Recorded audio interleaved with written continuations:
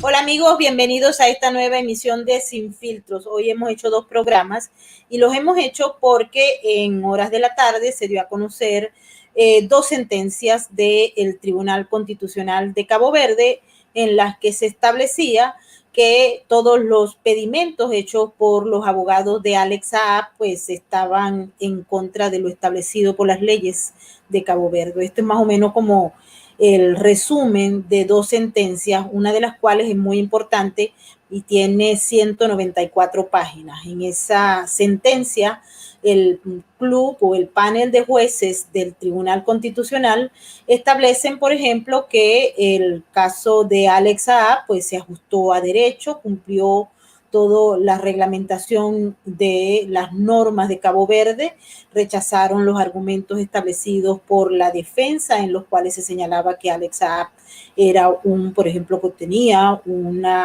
estatus de diplomático y también que lo que era la parte del documento con el cual se arrestó a Alex Saab pues no tenía validez porque era una nota de la Interpol, una nota de alerta que supuestamente no tenía su nombre, pero todo eso quedó descartado porque los jueces fueron muy, si se quiere, amplios en la explicación y también establecieron todas las leyes que daban como regular y como adaptado al proceso todos los actos que se han dado hasta el momento en las diversas instancias judiciales de Alex Saab.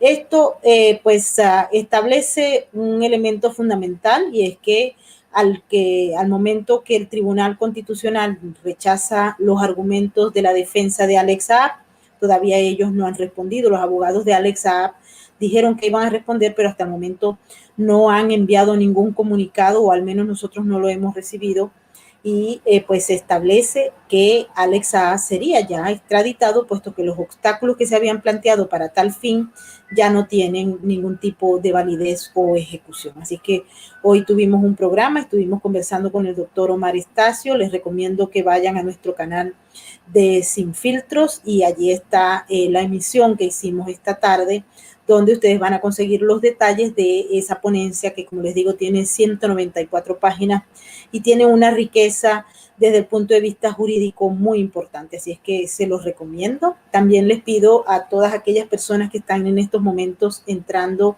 con nosotros y activándose en nuestro super chat, que recuerden que nos regalen un like si les gusta nuestro trabajo y también ayúdennos para que Sin Filtros en YouTube y en las otras plataformas puedan seguir siendo una ventana de periodismo independiente, razón por la cual les pedimos que compartan nuestros programas con sus amigos, con sus familiares y contactos en sus redes sociales y también que se suscriban a nuestro canal. Si ustedes se suscriben y luego lo sacan de la suscripción, vuélvanse a suscribir. Tenemos que jugar el juego de las plataformas para lograr con éxito implantarnos, ¿ok? Así que mantenernos por acá. Hoy tenemos un programa muy importante porque la intención de este programa es darles a conocer dos visiones importantes sobre lo que está ocurriendo en México. En estos momentos se han dado ya la segunda ronda de conversaciones de lo que se ha denominado, y nosotros no estamos de acuerdo con eso, ¿ok? Porque hemos estudiado lo que significa una negociación y un acuerdo, pero en este caso la llamada de manera unilateral Plataforma Unitaria de Venezuela ha empezado pues a acordar con el régimen de Nicolás Maduro una serie de términos y acuerdos que están auspiciados por el Reino de Noruega. Esos son los mismos señores que estuvieron en La Habana cuando el señor Juan Manuel Santos negoció con la FARC lo que se considera en Colombia como un pacto de la impunidad. Muchos se han preguntado si lo que está pasando en México con Venezuela, con el régimen de Nicolás Maduro, es más o menos eso, es decir, un pacto a favor de la impunidad. Y les digo esto porque las conversaciones que hemos tenido con varias fuentes nos han señalado que por allí van los tiros. Es decir, el régimen de Nicolás Maduro se estaría legitimando ante la comunidad internacional, no por el hecho de que ellos estén haciendo la legitimación de manera directa, sino que al reconocimiento del régimen de Maduro y de sus representantes como miembros legítimos de esa conversación y que están siendo considerados como los entes oficiales, pues allí habría un reconocimiento. Vamos a hablar con la abogada Adriana Vigilanza, que nos va a explicar desde el punto de vista jurídico qué es lo que hay detrás de esto, pero más aún las consecuencias que va a traer este reconocimiento desde el punto de vista jurídico. Y tenemos también a un amigo de esta casa, Eduardo Hurtado. Ustedes lo conocen, él es experto en seguridad y lo hemos invitado porque él tiene un libro extraordinario a quien pues, de verdad que no nos cansamos de recomendarlo, La franquicia cubana, y hemos observado, y él nos ha estado planteando a través de sus escritos, el hecho de que este proceso que se está dando en México forma parte de una reingeniería social para legitimar al régimen de Nicolás Maduro. Y para que en el fondo la gente vea que en Venezuela supuestamente están cambiando las cosas, no solamente porque los digan los señores famosos, los influencers o aquellas personas que reciben financiamiento del régimen para decirlo que, pues, que las cosas allá en Venezuela están de maravilla. Pero la verdad es que nosotros tenemos familia, amigos y muchas personas que se comunican con nosotros para decirnos que eso no es verdad. El hecho de que no podamos estar en Venezuela, pero hemos estado cerca de Venezuela y hemos podido observar el drama de la gente que huye de manera desesperada del régimen hambriador y criminal de Nicolás Maduro. Así es que no nos lo tiene que venir a decir ningún influencer que tenga miles de millones de seguidores en las redes sociales para saber que esto es una campaña muy bien hilada del régimen y de algunos aliados políticos importantes que no les ha importado el sufrimiento de los venezolanos, sino más bien los intereses propios. Así es que vamos a discutir sobre este tema.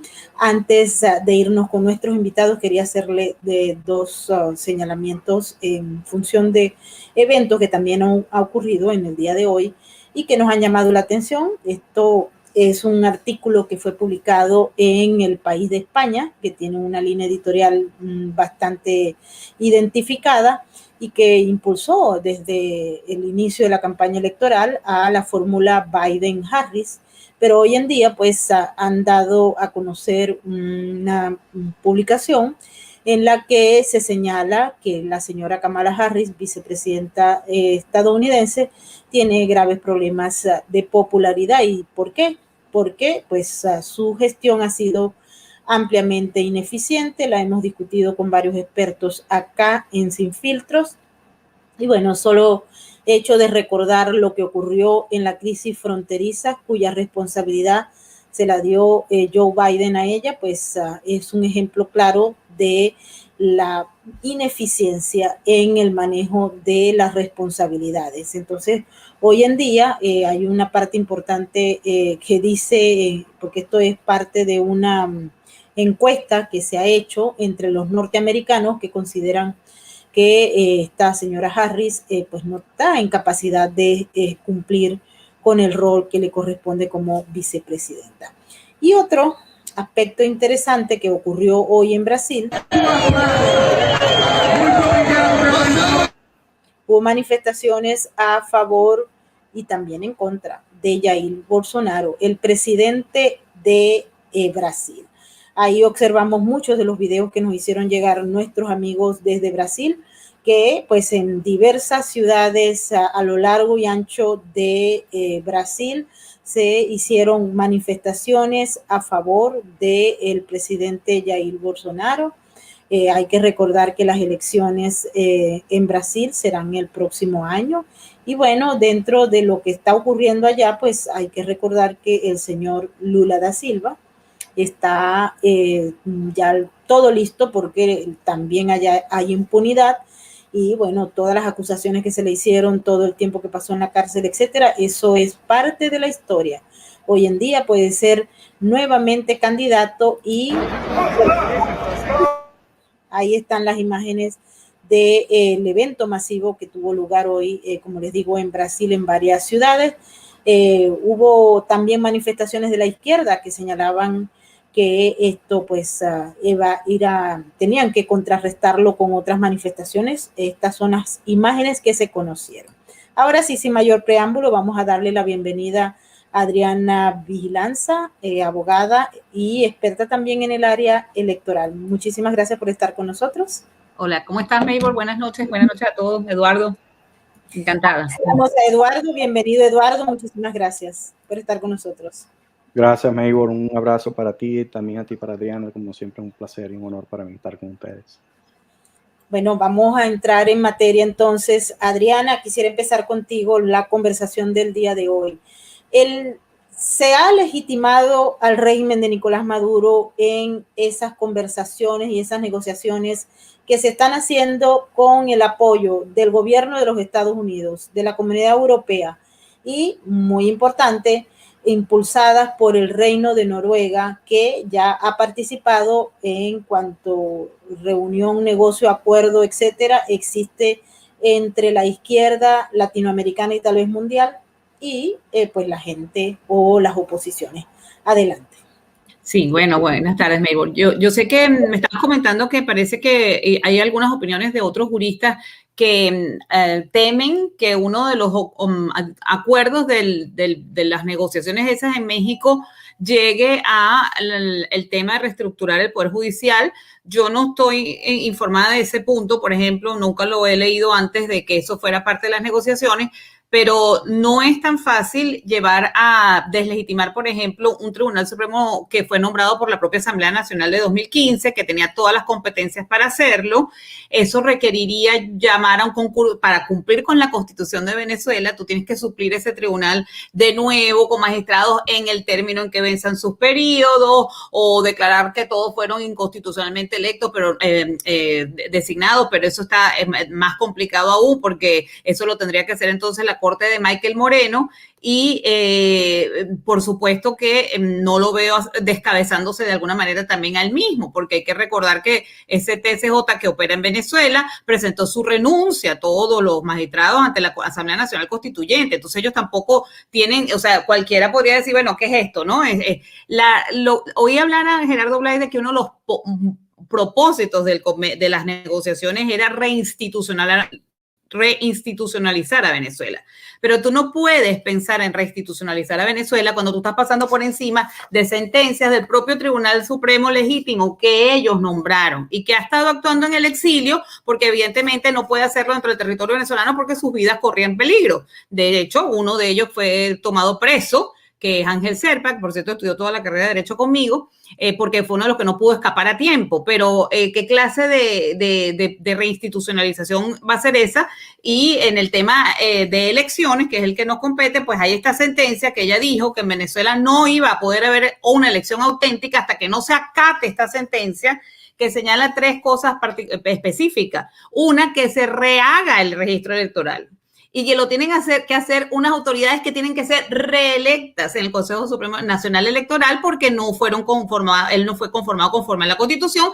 Eso lo dijo la propia oposición en decenas de acuerdos. Hay uno que, por ejemplo, cuando rechazó las elecciones del propio Maduro el 22 de abril del 2018, dijo no están dadas las condiciones en Venezuela, no puede haber una elección legítima. Ninguna de esas condiciones ha variado, todo eso en cambio vamos a decir que hasta empeorado. Entonces no tiene ni pies ni cabeza pretender, ellos pueden estar pretendiendo eso. El régimen, claro que va a una negociación para relegitimarse.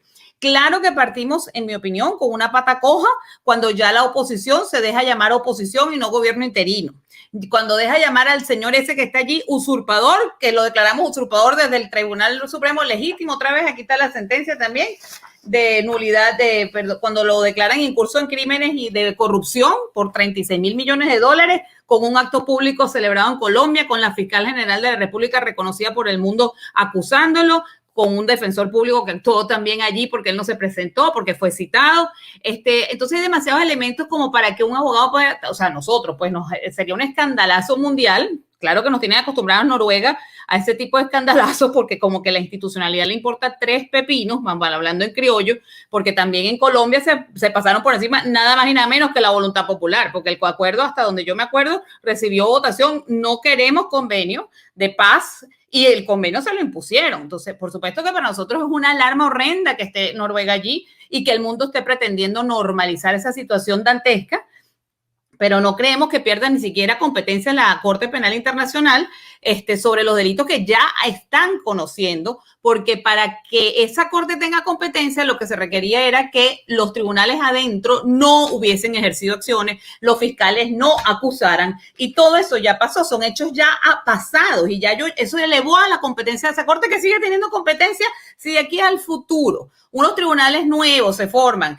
Bueno, a los que no hayan sido juzgados los podrán juzgar esos tribunales, pero los que están de alguna manera identificados en los expedientes de la Corte Penal Internacional, ella no pierde competencia porque de ahora en adelante hay unas nuevas autoridades judiciales que decían que se iban a enjuiciar, porque no las hubo en el momento en que las víctimas acudieron a esa corte, y esos eran los elementos necesarios para acudir a esa corte. Es lo que pensamos varios abogados también, con los que yo rapidito estaba consultando su parecer. Por ejemplo, la doctora Teresa Malavé, que es abogada nada más y nada menos, entre otros, ha sido de Freddy Guevara, del mismo diputado de la Asamblea, que por cierto escuché que ahora se va a ir de Venezuela. El tema de las incoherencias. Freddy Guevara sentado en una mesa de negociación, que era diputado recientemente puesto en libertad, y el otro muchacho, ¿cómo es que se llama? Que es muy joven también, ahora me acuerdo, Gilbert Caro, que es como el preso puchimbol, decimos nosotros, del régimen. Cada vez que hay que castigar a la oposición para algo, lo agarran ahí, lo meten preso, lo vuelven a soltar, lo agarran y lo vuelven a soltar, un desastre, y el hombre como que se va a ir de Venezuela.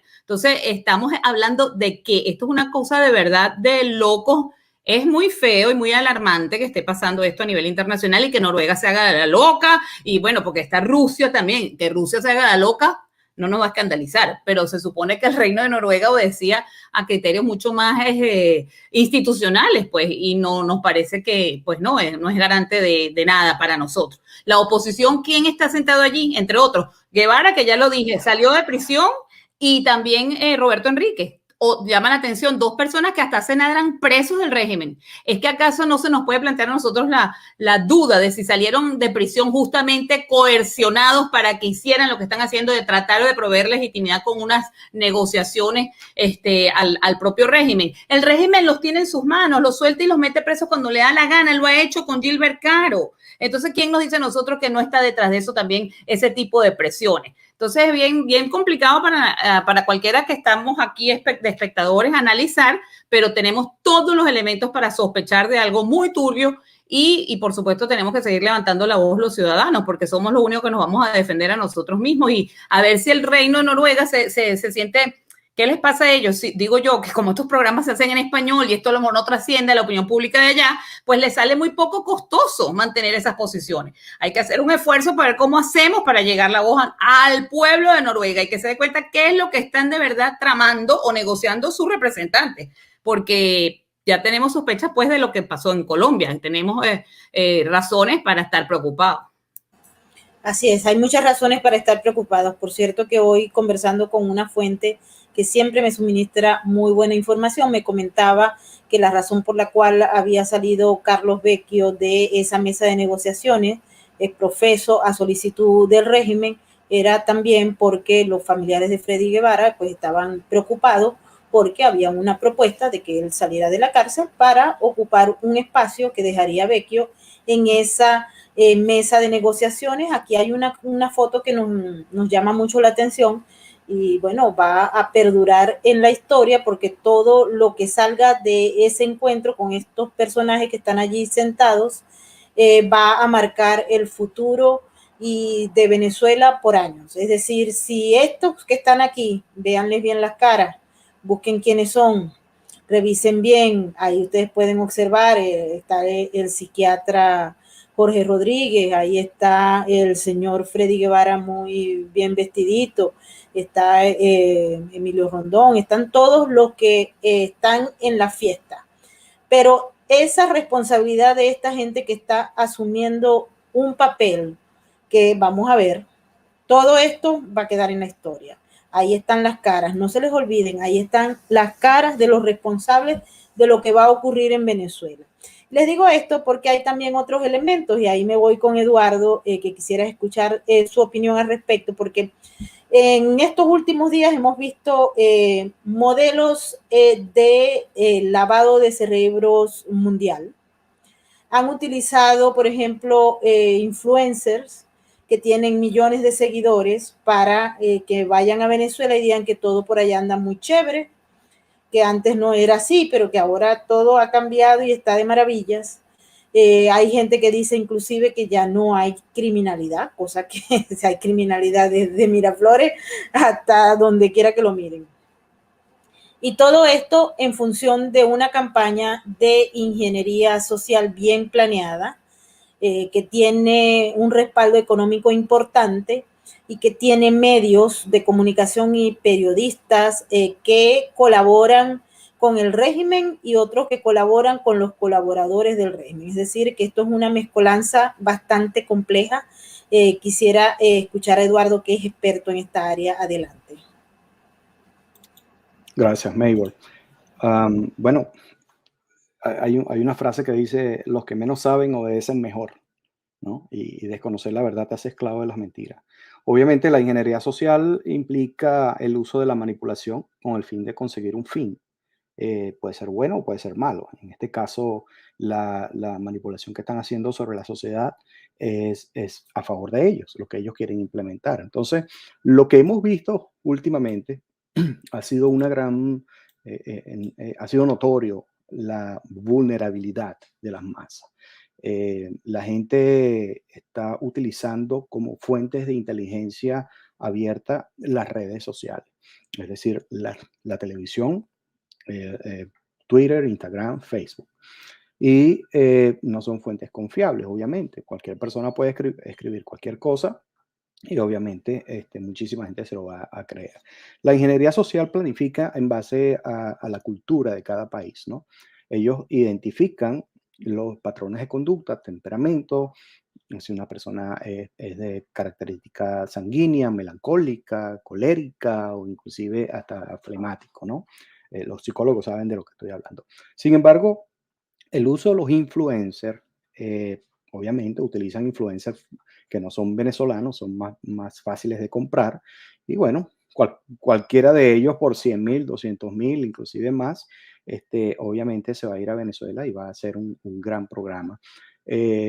Cuando lo denunciamos en las redes sociales, porque nos encanta exponer las estrategias que se están utilizando de manipulación o mercadeo político, es notorio cómo la gente los defiende, es notorio, es evidente que la gente todavía no ha entendido lo que es la ingeniería social y cómo se planifica todo esto estadísticamente para manipular a las masas. Entonces, ahí es muy fácil ver a las personas en estado de negación, personas bloqueadas psicológicamente, personas con síndromes de deficiencia de atención que buscan aceptación social y un sinnúmero de características que decimos todavía estamos en un proceso de aprender lo que es la ingeniería social y hasta que no lo hagamos y no entendamos cómo defendernos de esta ingeniería social, no vamos a salir de este problema cultural.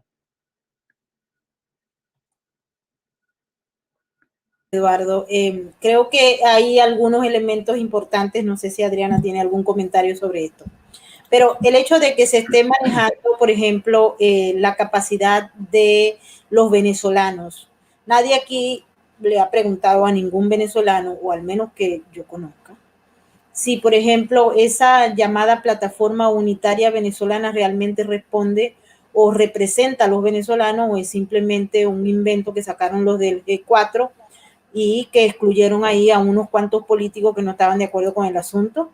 Pero esa plataforma unitaria no la habíamos escuchado hasta que la mencionaron los del famoso diálogo en México. Hay otros aspectos importantes que quisiera tocar. Por ejemplo, se ha sabido y ya es claro que la empresa Citgo, que estaba en control o que sigue en control de el llamado, que no sabemos si eso se puede llamar así, gobierno interino de Juan Guaidó, pues estaba en manos de ellos y controladas por ellos, al igual que monómeros en Colombia. En el caso de Citgo, pues hay una oscuridad en materia de lo que son las cuentas. Pedir cuentas a el interinato se ha hecho una especie de campaña negra, pues todo aquel que diga queremos saber qué fue lo que pasó con el dinero de Citgo, con el dinero esto, son ciertas las denuncias que hay en relación a la ayuda humanitaria, entonces inmediatamente es calificada aquella persona que esté pidiendo información sobre eso, que debería ser entregada por ellos de manera pública y clara y transparente, pues entonces es enemigo de la unidad y enemigo de Venezuela. Esto es también un juego perverso del relato que se quiere imponer. Pero ahora surge la información de que Citgo, con negociaciones con México, vendiendo petróleo, recibiendo petróleo ruso, comprando petróleo ruso, entonces va a surtir a Venezuela. Entonces esto es una triangulación de un negocio en el que sale ganando Rusia, en el que no sabemos que van a ganar los de Citgo, pero que en todo caso gana mucho el señor Maduro mientras se le arregla todo esto. También escuchamos que una de las reglas fundamentales para que esa mesa exista, y Maduro lo ha hecho saber a través de todas las plataformas propias o compradas, a través de todos los voceros que están adeptos a él o que les paga para que estén adeptos, que el asunto aquí, el meollo de todo este lío, es el levantamiento de sanciones. Eso es lo que él anda buscando. Reconocimiento de él como gobierno legítimo y levantamiento de sanciones. También se ha visto, y quiero que primero hablar con Adriana sobre este aspecto y luego nos vamos con Eduardo, porque se ha visto una especie de tira y encoge entre Maduro y Guaidó, que muchos lo califican como parte de este macabro circo que están viviendo los venezolanos de manera horrorizada a lo ancho y largo del planeta, porque pues todo el mundo se ha visto sorprendido por todos estos modelos de comunicación, por llamarlos de alguna manera, que se han presentado para vender el diálogo como lo que es, pero pareciera que no es. Entonces, todo esto, Adriana, tiene un sentido, obviamente histórico no lo es, aunque va a marcar la historia, porque aquí queda desnuda la clase política venezolana y el régimen luce como un agente estratégico que ha logrado ganar, ha ganado sus objetivos. Y si se logra el levantamiento de las sanciones, que para muchos ni siquiera tienen la duda de que esto vaya a ocurrir, entonces estamos hablando de un proceso que va a conllevar a que el régimen siga en el poder, atornillado más que nunca, ojalá no, pero eso es lo que se habla, con el oro de Londres, con la ayuda del Fondo Monetario Internacional, aunque por ahí apareció uno de estos personajes que están en la mesa diciendo que no era verdad, pero hay otros que dicen que sí es verdad, que se van a tramitar fondos para Venezuela, todo en el nombre de la emergencia del COVID. Y adicionalmente a ello, otro aspecto fundamental, y es que al inicio de estas discusiones que se están dando en México, un ser cuyo nombre no apareció, pero parece que estaba muy bien informado del asunto, le dijo a un periodista del diario El Universal de México que dentro de todo el juego que estaba allí planeándose también estaba que el G4 o Plataforma Unitaria de Venezuela y todos sus aliados habían acordado que Maduro terminara su periodo en el 2024, cosa que a nosotros no nos crea la menor duda, porque Maduro ha dicho que no tiene la más mínima intención de moverse de allí. Y elecciones transparentes, presidenciales, etcétera, no hay. Las que hay son las que ellos fijaron en el calendario que está fijado en el mes de noviembre. Las otras no la hay y pareciera que tampoco las están pidiendo. Adelante, Adriana. Sí, bueno, en este escenario tan complejo, me imagino para la gente que no es venezolana todavía peor, pero bueno, vamos a empezar para explicar qué es lo que se está vislumbrando para Venezuela desde el punto de vista electoral este año, unas elecciones de gobernadores y alcaldes, no presidenciales. Entonces, hasta ahora, Maduro estaría tranquilito, terminando su periodo, porque nadie está diciendo que vamos a ir a unas elecciones presidenciales anticipadas, dado que hubo un vacío de poder, porque no se juramentó el 10 ante la Asamblea Nacional y todo aquello que ya conocimos los juristas, que por supuesto para nosotros es lo que dice la sentencia del TCJ legítimo, ese señor es ilegítimo y ya, no hay nada que discutir desde el punto de vista del derecho, ya hay cosas jugadas y sentencias y hay todo lo demás que querían que hubiese.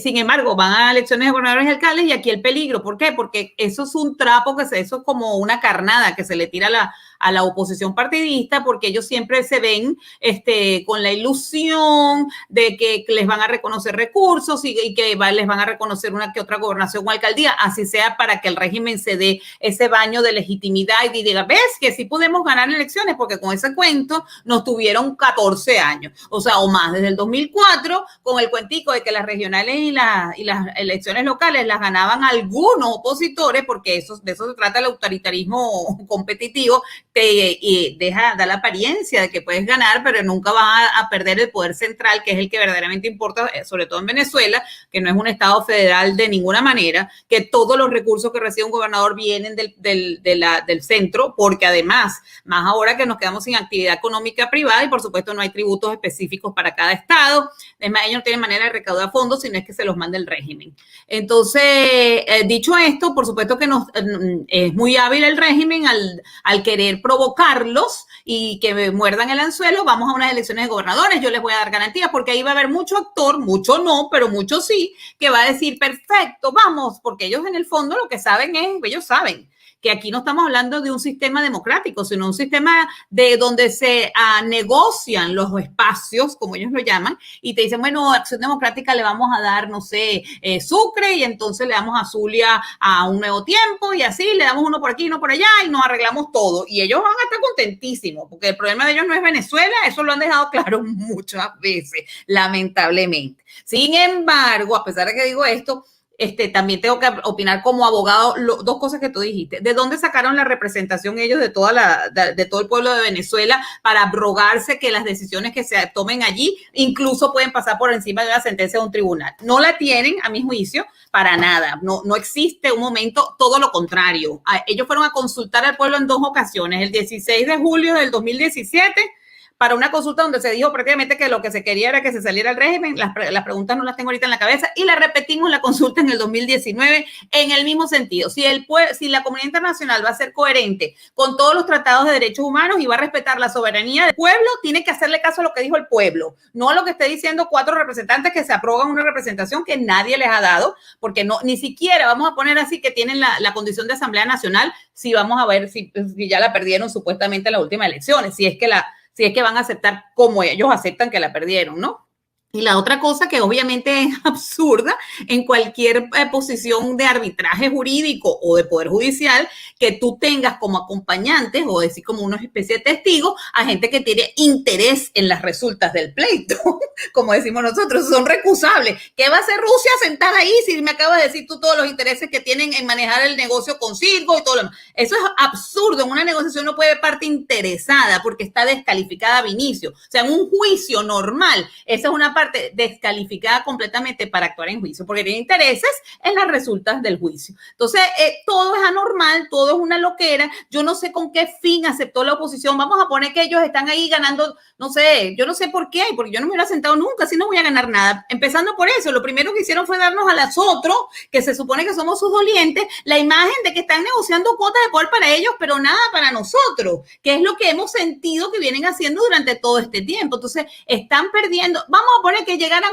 que es un supuesto negado, yo no lo considero ni siquiera factible, a una elección medio transparente. ¿Tú crees que van a recibir votos de quién? Nosotros no los queremos ya. Ellos se han rayado demasiado y se terminaron de rayar sentándose en México. Entonces, ¿cuál es la lógica que los hace sentarse allí? Obviamente, volvemos a lo que acabo de decir, no pareciera que le importa el voto popular o lo que nosotros queremos, pareciera que lo que le importa es lo que saquen de la negociación. Esa es la imagen que están dando. Yo no sé si ellos están conscientes de que esa es la imagen que están dando, pero es bueno que se lo digamos, porque eso es lo que sentimos. Yo creo que la mayoría de los venezolanos que estamos analizando estos temas, la gran cantidad que está en el mundo sobreviviendo, comiendo de la basura en Venezuela o pasando las peores penurias de salud, pues no tienen ni siquiera esto que yo tengo aquí en la cabeza, porque ni siquiera, o sea, para ellos, ¿qué México? Dirán ellos, ¿qué me importa? Eso no va a sacarnos de este problema. Y por eso te digo, va a haber una tremenda abstención que no va a favorecer a la oposición de ningún modo. En otro momento pudieran tener esa tesis, pero en este momento es un juego súper mal calculado, a mi juicio, si están jugando eso. Hay que recordar también el hecho de que, nos lo ha explicado el experto en fraudes electorales Guillermo Salas en múltiples programas. Es decir, el voto popular en Venezuela no existe. el que maneja las máquinas y el que opera el sistema es el que decide quién es el que va a ser gobernador, alcalde, etcétera. Hay fraudes electorales de todo tipo, los ha explicado, y es un modelo que tristemente la llamada Revolución Bolivariana ha exportado a nivel internacional con muy buenos logros. Por cierto que por allá por Honduras ya llegaron estos fenómenos abiertamente. Le pregunto a Eduardo, estas élites políticas, que pareciera son una sola y no dos, en conflicto, ¿creen que los venezolanos son desinformados, retrasados mentales, fáciles de manipular, o simple y llanamente se creen con un poder suficiente y con las herramientas de la ingeniería social para decidir ellos y decir que está en nombre de una mayoría? Eduardo. Bueno, todas las anteriores. Yo creo que han logrado poner a Venezuela en lo que llamamos el coma psicológico inducido, ¿no? En donde ya la gente va cayendo en todas esas estrategias, y cuando trata de reaccionar ya es muy tarde. Ya no puede oponerse en lo que llamamos nosotros en la comunidad de inteligencia el cierre de ciclo de adoctrinamiento, donde simplemente ya no puedes hacer más nada que obedecer, porque si no te mueres de hambre. Entonces, el caos que genera la franquicia cubana precisamente es ese, el hacer dependiente a la sociedad, de manera que si no me rindes pleitesía, no comes. Y eso lo hemos visto a través de los últimos años. La falsa sensación del éxito, que es lo que hemos estado viendo, que están vendiendo de un tiempo para acá con estos influencers diciendo que los mercados están abarrotados de comida y todo está bello en el país. Lo que nos dicen es que esos productos se están vendiendo en dólares, y lo que mucha gente no sabe es que las sanciones han logrado que la circulación de dólar esté como atrapada. Por eso es esta mesa de diálogo, que no es mesa de diálogo, se habla mucho de las sanciones, porque tuvieron que empezar a circular el montón de dólares que tienen retenido el producto del narcotráfico, y bueno, y la gente cree que es que el país está bien porque todo el mundo tiene dólares, y lo que hemos hecho es matar el bolívar. Ya en Venezuela ya nadie tiene bolívares. Mucha gente ya entendió que esta, ¿cómo le dicen ahora?, plataforma unitaria no nos representa. Y yo creo que ellos lo saben. Si te fijas bien en la foto que mandaste hace rato, donde salía el señor Rodríguez ahí en el medio, fíjate que en el lenguaje corporal, el que debería estar al frente de este señor deberían ser los que más poder político tienen, ¿verdad? Vamos a enfrentarnos. Entonces, esto realmente no es una mesa de diálogo. Estas personas que se hacen llamar plataforma unitaria simplemente fueron a escuchar las condiciones y a obedecer órdenes. Fíjate, los que representan al régimen en este caso, ¿quién viene después del señor Rodríguez? El hijo de Maduro. Dime tú qué tipo de competencia puedes tener este ciudadano como para representar un diálogo de esta magnitud, de esta categoría. Y como dice Adriana, ya eso todo está arreglado. Esto, cuando tú ves hoy, por ejemplo, cuáles eran los logros de esta mesa de diálogo, en un proceso de resolución de conflictos, tú vas y el resultado tiene que ser yo gano y tú ganas. Vamos a encontrar un punto de equilibrio, de balance, en donde, bueno, tú salgas feliz y yo salga feliz, ¿verdad? Y si no, bueno, no pasa nada. Pero aquí todo lo que se ha acordado beneficia es al régimen. Entonces sacan me pareció muy interesante esto. Entonces, donde dice Jorge Rodríguez, uno de los acuerdos más importantes es que vamos a recuperar el Esequibo, o vamos a discutir el Esequibo. Dime tú eso, el Esequibo. O sea, tú todavía tienes esperanza de recuperar el Esequibo. Por favor, hay cosas sumamente más importantes. Y yo sé que Adriana se está riendo de esto también, porque yo también me reí del Esequibo. O sea, ustedes pueden hablar del Esequibo a México. O sea, qué perdera de tiempo. 5.000 millones de dólares retenidos.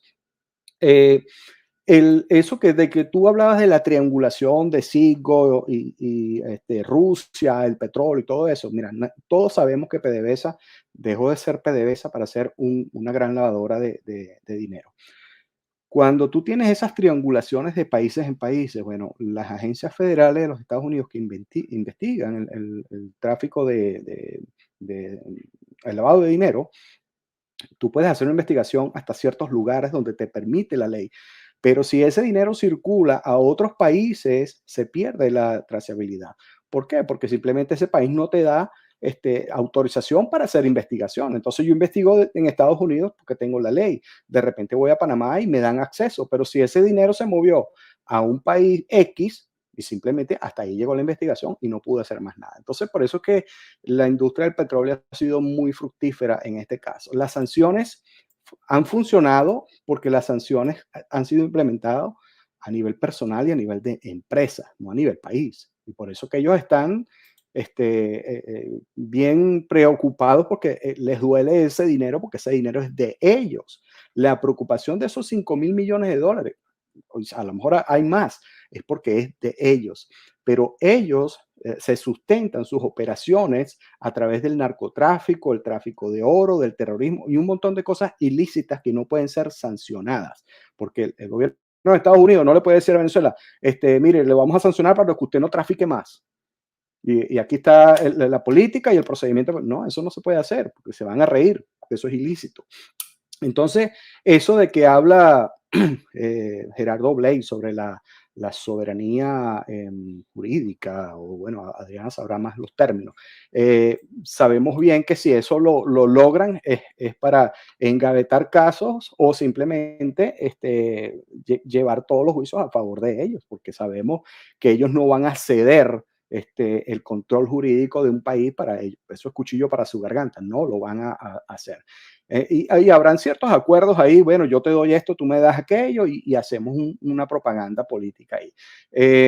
Y hasta descarado fue el presidente Maduro, el dictador que le dio órdenes a la oposición diciéndole, ahora vayan y logren ¿cómo se llama? El levantamiento de la sanción. Entonces, cuando tú ves ese nivel de descaro, tú dices, mira cómo la oposición obedece al amo. Así de sencillo.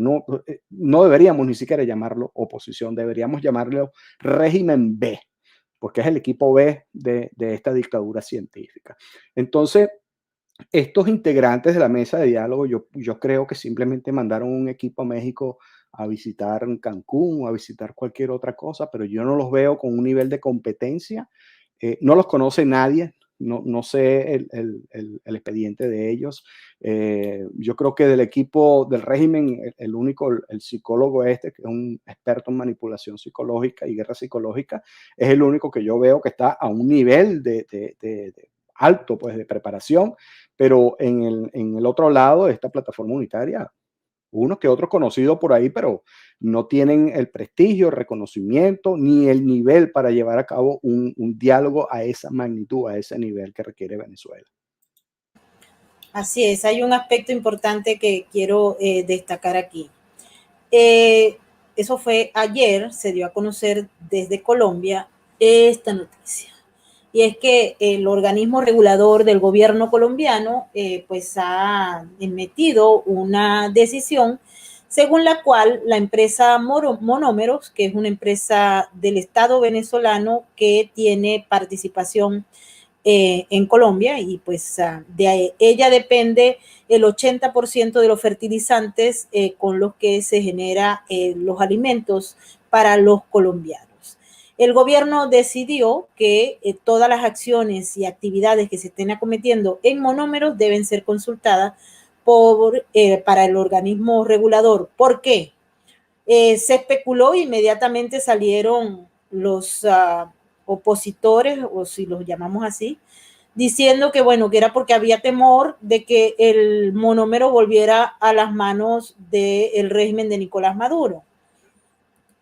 Pero estuvimos en Colombia y estuvimos conversando con muchas personas y nos han comentado que no solamente la corrupción y el desorden, luego vamos a tocar ese tema en otro programa porque no es un asunto que nos habíamos planteado para el día de hoy, pero sí quiero informarles que dentro de las fuentes están mucha preocupación por parte del gobierno colombiano ante la presencia que no es nueva y de relaciones entre el crimen organizado transnacional, entre los carteles de la droga y agentes que no son los que manejan, la gente que opera allí, que trabaja, sino que son las cúpulas altas del poder que deciden y que tienen influencia para que en monómeros se entregue fertilizante o se entreguen algún tipo de los productos que se utilizan, como la urea, para los carteles. Eso no es un asunto que esté en discusión en Colombia, ¿ok? Muchas personas lo manejan desde hace muchos años.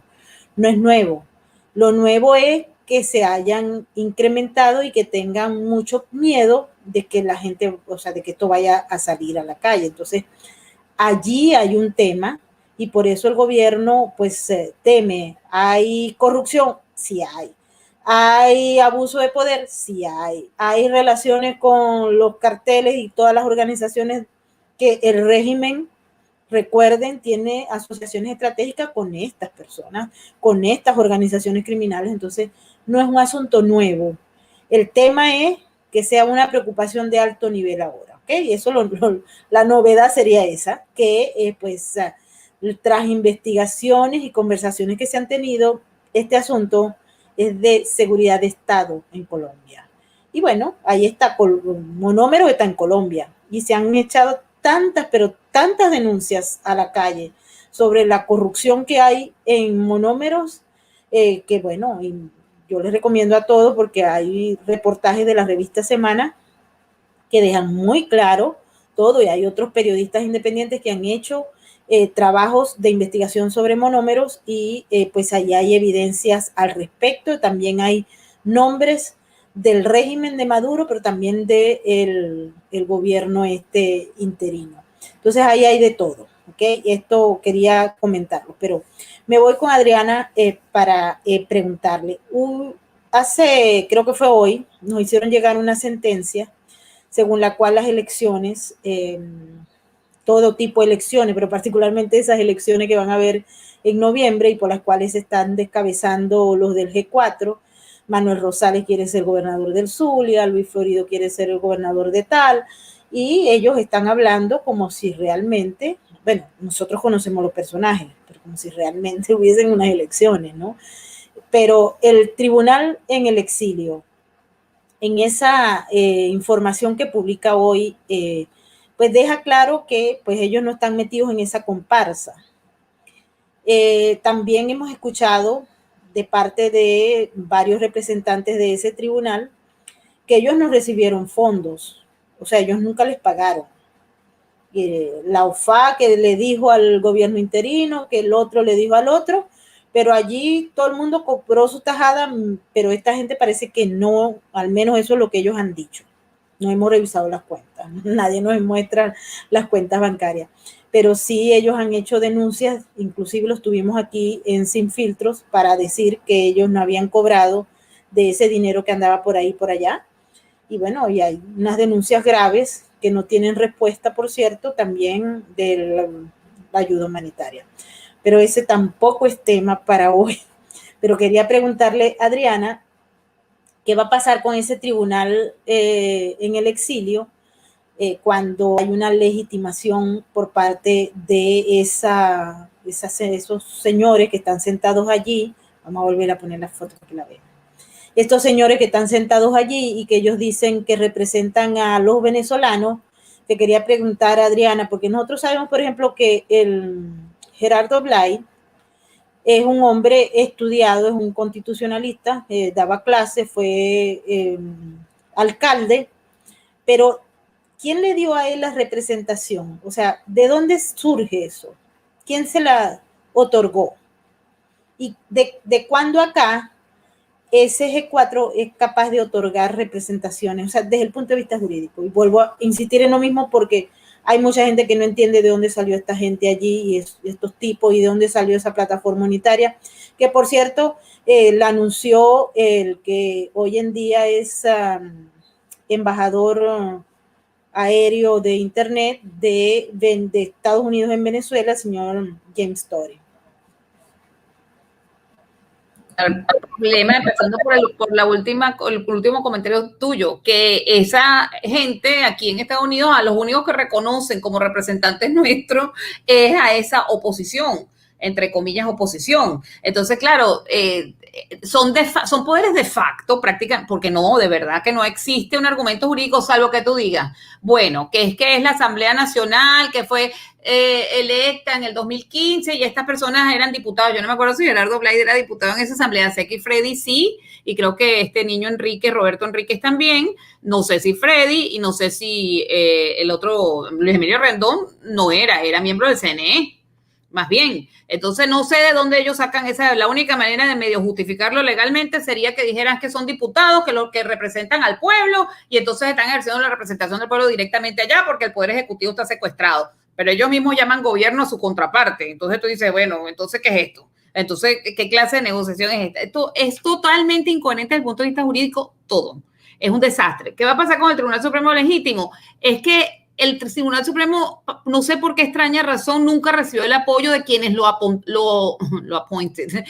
nombraron, porque ellos fueron nombrados por esa asamblea de Guaidó, y Guaidó jamás les hizo ningún caso, porque fueron muchas otras sentencias donde se les decía cómo tenía que reinstitucionalizarse Venezuela, cuáles eran los pasos que había que darse. Ellos por aquí le traen, por aquí, simplemente la ignoran. Ellos ni siquiera se dan por enterados que existe, no se dan por enterados que existe la sentencia electoral, ni el pronunciamiento que hubo hoy, que se refiere a esa sentencia del 13 de junio del 2018, y que vuelve y repite, pero si ya nosotros sentenciamos, ya dijimos que era lo que había que haber en Venezuela para que hayan elecciones transparentes, y por lo tanto este tribunal no la va a reconocer. Pero la comunidad internacional tampoco les ha dado apoyo, vamos a estar claros, no les ha dado ni siquiera una sede, no les ha asignado unos emolumentos de parte de esos dineros congelados para reinstitucionalizar un país. Sería ideal que ellos tuvieran al menos una seriedad en cuanto, ¿sabes? Una sede, un local, unos honorarios también para que vivan, porque unos están haciendo Uber, el otro está haciendo yo no sé qué cosa, y eso da nos quita la confianza en esas personas que tienen el poder de haberles dado legitimidad, porque bueno, es un poder independiente, mal que bien, y también va a dictar un criterio y hay que tomarlo en cuenta para este tremendo problema que tenemos los venezolanos. Entonces, si la comunidad internacional se hace la loca story, se hace loco completo, pero además se hace loco también Pompeo, lo tengo que decir, porque en marzo del año 2020 todavía era en gobierno, no me acuerdo, pero era todavía el gobierno de Trump, y ellos sacaron un acuerdo que era que había que ir a elecciones, y las elecciones, las condiciones no estaban por ningún lado, las condiciones del tribunal, ni nadie las mencionaba, ¿no? Porque estas sí son a trinca, o sea, esto sí llevaría a una elección auténtica. Imagínate tú, nuevas autoridades conforme a la Constitución, 0 voto electrónico, porque como tú bien dices, nosotros hemos estado en el equipo de Guillermo probando desde hace años que esas máquinas son lo más manipulable que hay, que por eso no hay voto electrónico ni en Japón ni en Alemania, que aquí hay voto electrónico y eso permitió el desbarajuste que se dio aquí el 6 de noviembre, porque tú unes voto electrónico a incapacidad de auditar registro y tienes la tormenta perfecta, que es lo que pasaba en Venezuela. Tú puedes inventar lectores virtuales, en el caso de Estados Unidos, el pocotón de votos que venían en boletas supuestamente de ausentes, que mandaban por correo, y todo el despelote que se armó con aquello, que no había trazabilidad del voto. Esa es la combinación perfecta para un fraude, perfecta. Entonces, nosotros, en cambio, si tú cumples con estos requisitos, pues ya no, cierras el juego, no lo vas a permitir, va a ser la voluntad popular de verdad la que en definitiva va a determinar quién va a ser el gobernante. Pero entonces la historia el tribunal está muy bien haciendo su trabajo como debe ser, ratificando sus sentencias, que ni siquiera está dictando ahorita, porque van a decir que ven en pico de Zamuro su condición. No, la condición de ellos de magistrado está en pico de Zamuro desde el mismo día en que Guaidó no los reconoció, más nunca, ni nadie, ni Guaidó, ni Gerardo Blay, ni ninguno de esos, no lo nombran como si no existiera. Ellos simplemente están volviendo a hacer su posición. Miren, ya nosotros sentenciamos con mucho sacrificio de paso, porque me consta que para ellos reunirse están en diferentes países. En el caso de mi juicio, que lo viví, y eso fue espectacular, la prensa no le hizo ningún caso, pero nadie, me costó horrores que medio trascendiera y no trascendió. Y eso es también un problema que tenemos los venezolanos, porque también nos tiran una tabla de salvación, en vez de agarrar esa tabla y agarrarla así, aquí está, no, entonces esa broma también la olvidamos y la dejamos. No, mira, aquí somos un pocotón de venezolanos. Cuando una persona está haciendo una cosa que a ti te parece, apóyala, porque estamos solos. Si nosotros no nos brindamos apoyo, no que va a venir historia y va a decir que el tribunal es una maravilla y que sentenció bien. No, lo tenemos que decirlo ahora. abogados y tenemos que contar las experiencias que yo tuve. Yo promoví testigos a Ezequiel Zamora, a Luis Manuel Aguana, a Guillermo Sala, a la doctora María Elena Arena, a Genaro Mosquera, cada uno de ellos expertos en un tema particular. Me los evacuaron por internet. Estábamos en una sala que nos prestó el Instituto Interamericano para la Democracia. Bueno, todo fue como un juicio tal cual. Yo filmé algunas partes. Algún día podré, ni siquiera he tenido ayuda yo para montar eso en internet.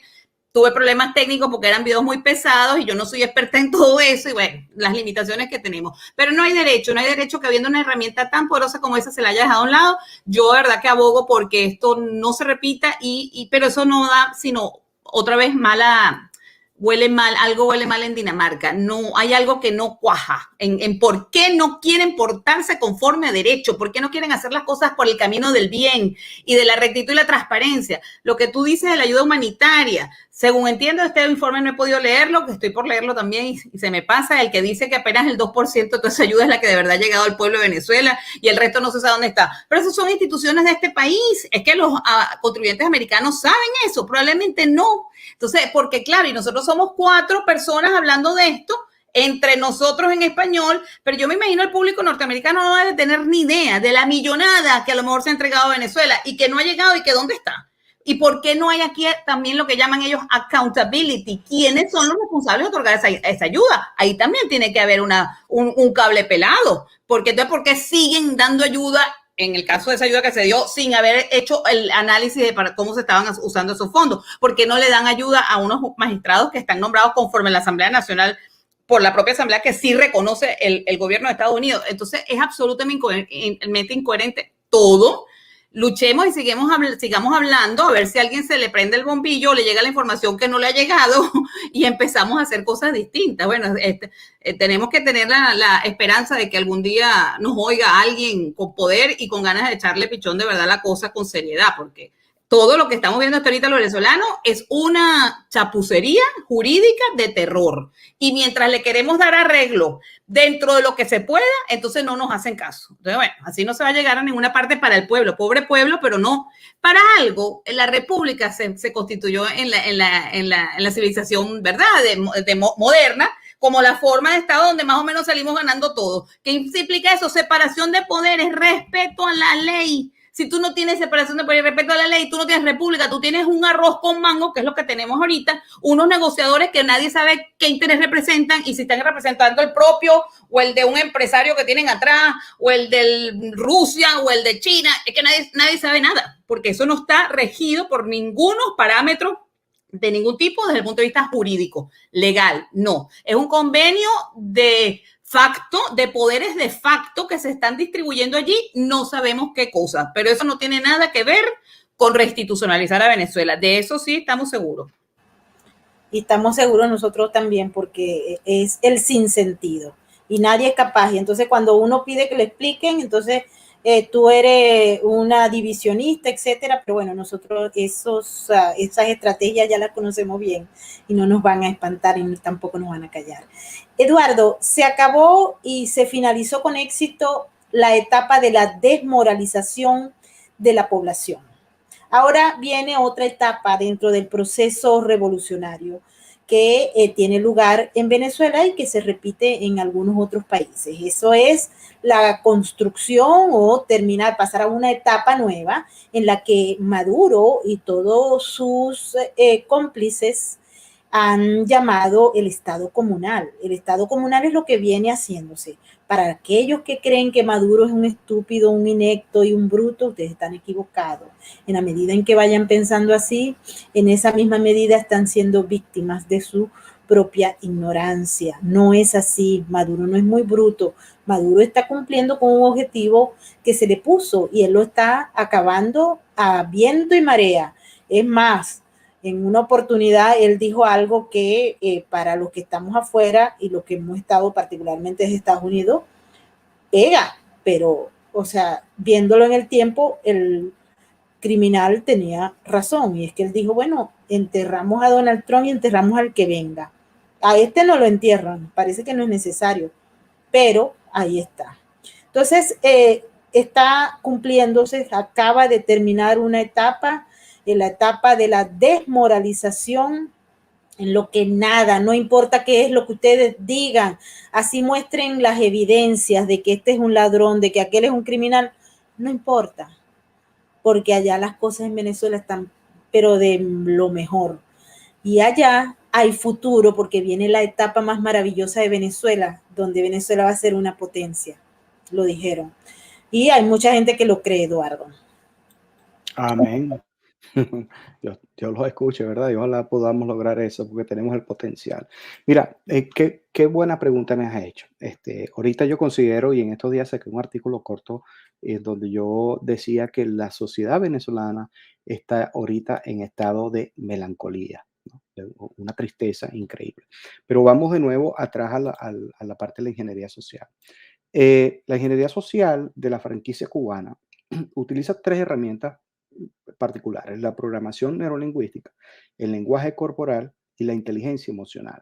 Entonces, todos estos líderes, ellos se preparan y entrenan para poder ir de un temperamento a otro. Ahorita, en este proceso de mercadeo estratégico, los políticos se van a vender a lo que llamamos nosotros un temperamento colérico, donde su fortaleza como colérico es ser voluntarioso, independiente, práctico, visionario, productivo, líder, decidido, y están promoviendo todas esas cosas. De igual manera, ellos pueden cambiar hacia otro temperamento denominado flemático, en donde es tranquilo, venden que es confiable, es objetivo, es diplomático, es eficaz, es calmado, pero sabemos que detrás de esa oveja hay un lobo que tiene una debilidad increíble en cuanto a temperamento, que son egoístas, mezquinos, ansiosos, fríos y no emocionales, rencorosos, son crueles, son vengativos y todas esas cosas. Entonces, ellos son muy manipuladores y la gente simplemente se cree todo ese show, todas esas cosas. Ustedes estaban hablando de elecciones, ¿no? De votaciones. Yo no lo veo así, yo veo esto como una adjudicación directa. Así de sencillo. Porque que Rosales diga que él quiere ser y va a salir a hacer campaña, mire, compadre, yo le voy a decir una cosa. Si Rosales gana es porque tenía que ganar, porque le dieron la gobernación, porque hay un acuerdo interno, igual los alcaldes. Entonces, este show de elecciones y todo eso es una distracción coordinada con ellos. Y bueno, y nos venden ese espectáculo porque lo que realmente quieren vendernos o hacernos creer a nosotros es que se puede volver a confiar en un proceso electoral. Entonces, lo que está pidiendo la oposición ahorita, que es, ¿cómo es que dicen? Ahí me vas a ayudar, Adriana, proceso legal, pues que sea confiable, transparente y todas esas cosas, lo van a lograr cuando veamos nosotros que ganamos un poco de gobernaciones y alcaldías y dijimos, viste, y entonces la propaganda de mercadeo va a ser, lo logramos y no agarramos más. ¿Por qué? Porque te quedaste en tu casa y no votaste. Si no, es culpa tuya. Y entonces te crean ese remordimiento y dices, oye, bueno, no salí a votar. Hubiese ido a votar, igualito a lo mejor iba a perder, pero a lo mejor lo hubiese logrado. Entonces, toda esa manipulación psicológica va directa al venezolano para que hacerles creer a ellos que todo lo que sucede es por culpa de ustedes, porque no salieron a votar y la oposición se presta para eso. Entonces, hay un gran temor por mostrar transparencia, que eso es lo que pedimos todos los venezolanos, transparencia. Te llegaron tantos millones de dólares en ayuda humanitaria, ¿dónde la usaste? ¿Qué hiciste con ella? ¿No lo usaste? Bueno, si no lo usaste debe estar guardada en algún lugar, pero entonces gracias a grandes investigadores, siempre uno sale la verdad a flote, porque no se puede ocultar, entonces siempre salen esos grandes escándalos.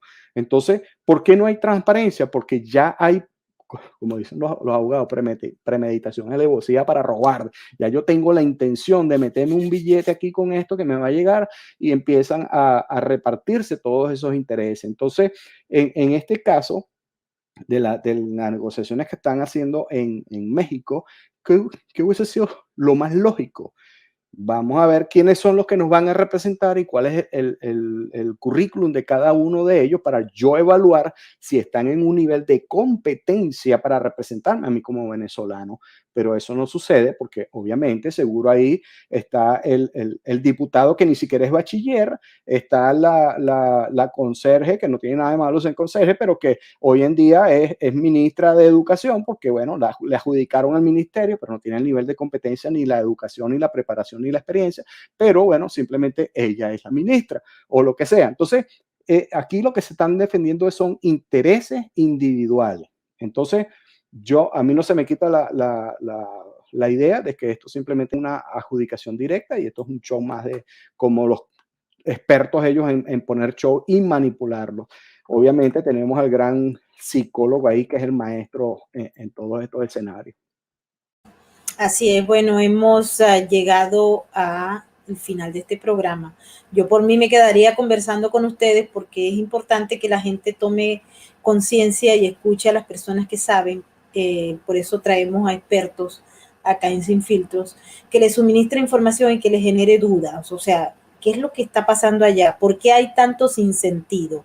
¿Por qué nadie puede explicar algo con criterio?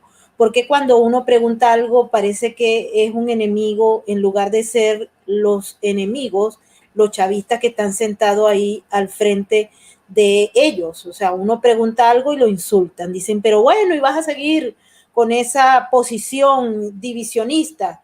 Ya vas a ver todo por el hambre de Venezuela. Entonces, o sea, nada tiene sentido, es el sinsentido. ¿Se hacen las negociaciones así? No.